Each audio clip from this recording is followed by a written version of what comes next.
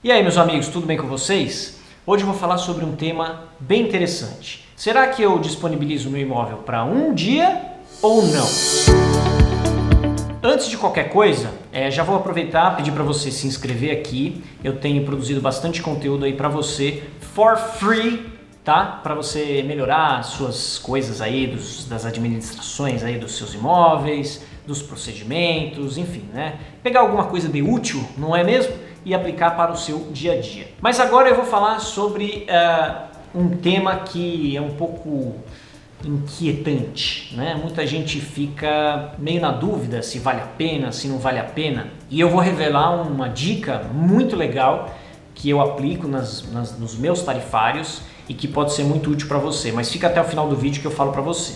Primeira coisa é, vale a pena ou não vale a pena? Aí eu te respondo, depende. Depende de como você vai se organizar para atender reservas de um dia. Porque se você for pensar, reservas de um dia, elas podem tanto ajudar quanto atrapalhar. Qual é o ponto forte de você disponibilizar um dia?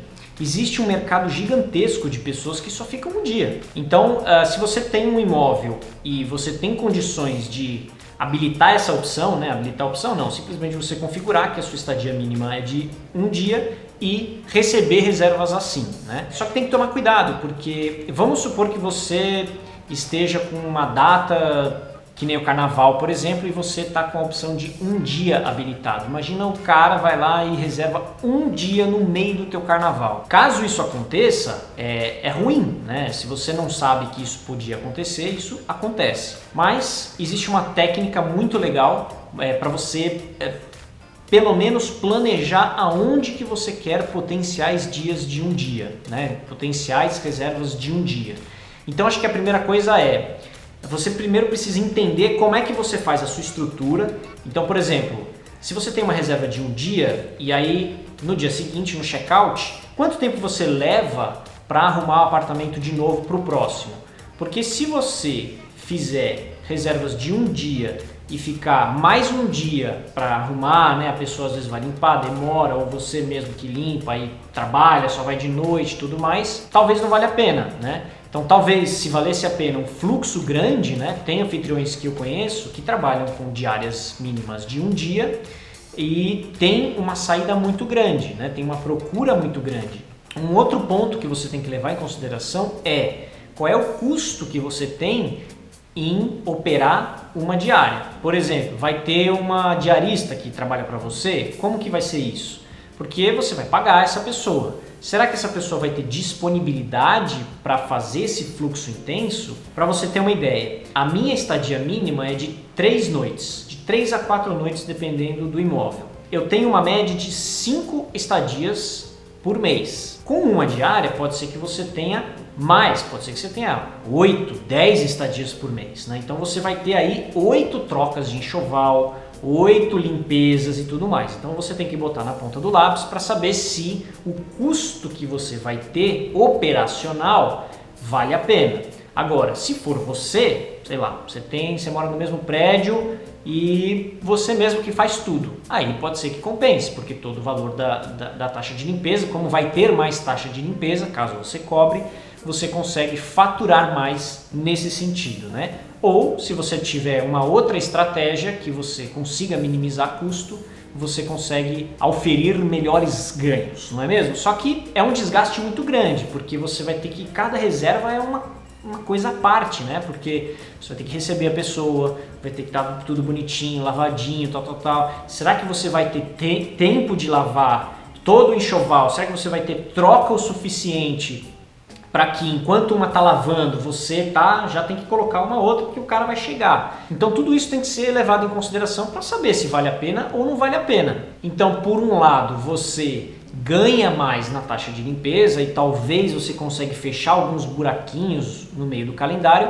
só que o ponto negativo disso é que você tem um trabalho muito maior, né? Você vai ter lavanderia, você vai ter um fluxo mais intenso de pessoas, né? Então você tem que ver, vale a pena, não vale a pena? Depende, pode ser que você tenha um estúdio pequenininho e que seja barato você fazer essa troca. Barato no ponto de vista de ser rápido, né? Você não é uma casa de sei lá, 150 metros quadrados, que não tem como muito você fazer, operacionalizar isso de uma forma ágil e, sei lá, 2 quartos, imagina só, você lá vai enxoval de tudo isso, em um dia é complicado. E se você bloqueia, né, como eu falei, um dia para o outro, talvez não valha a pena. Então você tem que se estruturar, por exemplo, de uma maneira que você consiga no mesmo dia receber reservas diferentes. Então o carinha que reservou ontem para ficar de ontem para hoje, sai hoje, só que o calendário já está livre para alguém entrar hoje mesmo, né? Então tudo isso tem que ser levado em consideração antes de você disponibilizar uma diária ou não. E agora o grande segredo é o seguinte, na verdade não é um grande segredo, é só uma estratégia para que você tente potencializar diárias de um dia. Então, por exemplo, como que eu faço? Eu tenho lá a minha estadia de 3 noites, 3 ou 4 noites mínima, e aí em alguma circunstância eu recebo uma reserva de 3 dias e uma reserva de 3 dias no outro período. Só que no meio, entre essas duas, vamos supor que eu tenha 2 dias vagos. Então eu posso estabelecer que naqueles 2 dias vagos eu posso receber uma pessoa por um dia ou 2 dias. Eu posso estabelecer uma estadia mínima só para aquele determinado período, né? Então a minha estadia no geral fica 3 noites, então a pessoa sempre que ela buscar por 3 noites ou mais, ela vai ver o meu anúncio. Se ela não buscar se ela buscar 1 noite ou 2 noites, por exemplo, e calhar de ser exatamente as datas que eu disponibilizo 1 ou 2 noites, ela vai ver o meu anúncio, né? Dentre outras opções. Então isso tem que ser pensado, né? Se eu tenho uma janela, né? Então, por exemplo, tem gente que trabalha com 5 dias mínimo, por exemplo. Aí vamos supor que o cara reservou 5 aqui, sobraram 4 no meio. Dependendo da sua estratégia, você pode tentar capitalizar essas 4 de alguma maneira. Pode ser com estadia mínima de 2, 3, ou se você não quiser se desgastar ou achar que não vale a pena, aí você não reserva, por exemplo. Mas isso é uma estratégia. Então você pode estabelecer que para aquele período, por exemplo, né, aqueles 2 diazinhos que estão livres, você pode colocar que você recebe estadia mínima de 1 ou 2 noites. Aí fica a seu critério e também, será que você vai dar conta? Precisa também pensar nisso, tá? Como eu tenho o multi-calendar, como eu tenho vários calendários, então o calendário que você tem com um imóvel é diferente do que eu tenho. Então é importante que você entenda como fazer, como aplicar essas regras de estadia. Isso eu acredito que tenha para todos, claro, vai ter para todo mundo, obviamente. Então como que eu faço? Eu seleciono os 2 dias e eu coloco lá, cadastro uma regra específica de estadia mínima de 2 noites. Se você tiver dúvida com isso, procura no search da ajuda do Airbnb ou liga para eles. Tem um vídeo aqui que eu falo do telefone, mas eu vou deixar o telefone aqui embaixo na descrição também, que eles te orientam a fazer isso. Que por mais que eu te explique aqui, o seu calendário pode ser diferente, a sua necessidade pode ser diferente, então acho que fica um pouco complicado. Eu acho até mais fácil vocês ligarem, porque aí lá no telefonezinho, bonitinho, eles vão te explicar como é que faz isso, tá? Mas primeiro, antes de ativar essa opção, estuda direitinho se você tem condições de fazer reservas de um dia, reservas de 2 dias, se você operacionalmente falando tem essas condições.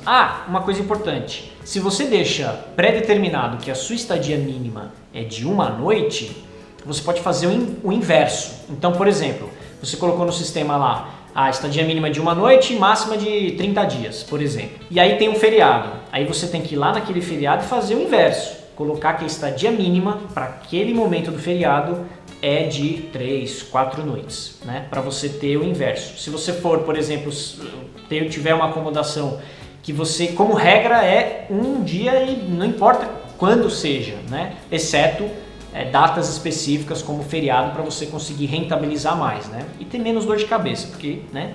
Quanto mais reserva, mais trabalho você tem. Às vezes é até bom quando você pega aquela reserva de 15 dias, assim, de 20, que você fala, graças a Deus, que aí você não precisa ficar trocando o tempo inteiro, né?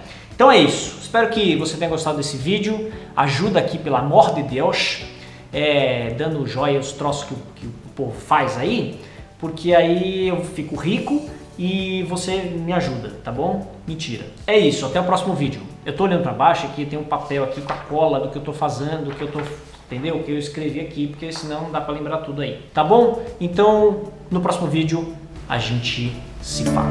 Tchau!